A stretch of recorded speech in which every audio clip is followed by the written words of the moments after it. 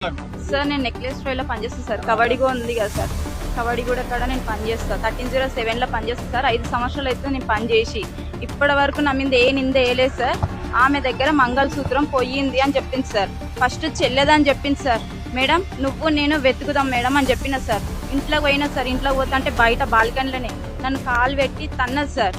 ఏం అవసరం లేదు, నేను గాంధీనగర్ పోలీస్ స్టేషన్లో ఇచ్చిన, నువ్వు అక్కడికే పోయి మాట్లాడుకో అని చెప్పింది సార్. నేను ఆడికి పోయినా. మళ్ళీ వాళ్ళకి ఫోన్ చేసింది. ఫోన్ చేసి శ్రీవాణి నువ్వు అక్కడికి ఎందుకు పోయినావు, నేను ఫోన్ చేసినా కదా నువ్వు వీడికి రా అని చెప్పి సార్ ఫోన్ చేసింది సార్. నేను ఆడికి పోయిన తర్వాతకి సార్ నేను తీయలేదు సార్ అన్న సార్. మళ్ళీ రెండోసారి పిలిచిరు. మూడోసారి పిలిచినాక ఇట్లా అట్లనే అన్న.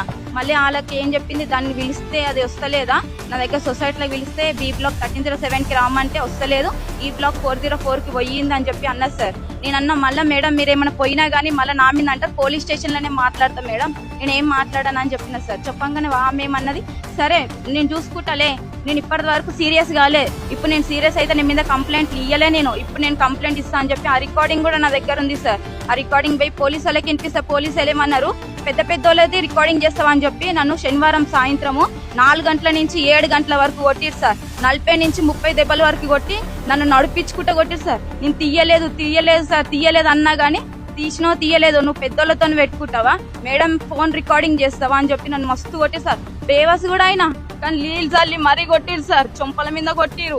ఒక 2 కానిస్టేబుల్, ఒక మేడం శ్రీవాణి అని ఉంటది, ఆమె నా కాళ్ళ మీద నీళ్ళబడ్డది.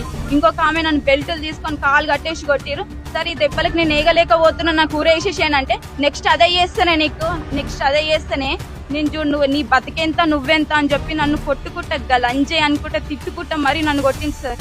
నేను ఇప్పటి వరకు నేను ఏం తప్పు చేయలే అని చెప్పి నా నెక్లెస్ ట్రైలో కూడా పోయి సార్ మొత్తం మాకు చెక్కింగ్ ఉంటుంది సార్, మిషన్లు ఉంటాయి సార్. 5 ఏళ్ళు అయితే నేను పనిచేసి ఇప్పటి వరకు ఇట్లా వాళ్ళ దగ్గర లేదు.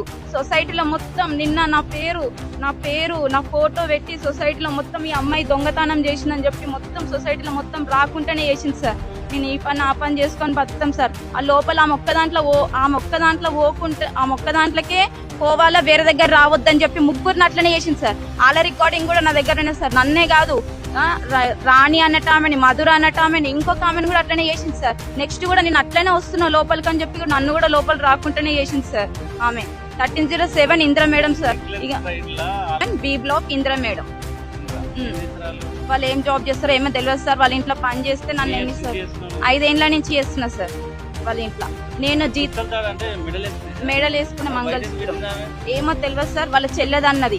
తర్వాతకి ఏమన్నది, మా చెల్లె వాళ్ళ మరిది మంచోడు కాదు అని అన్నది. అన్న తర్వాతకి మేడం నువ్వు నాకు 3500 ఇచ్చినావు, వేరేటోళ్ళకి 5000 ఇచ్చినావు అని అన్న. జీతం విషయంలో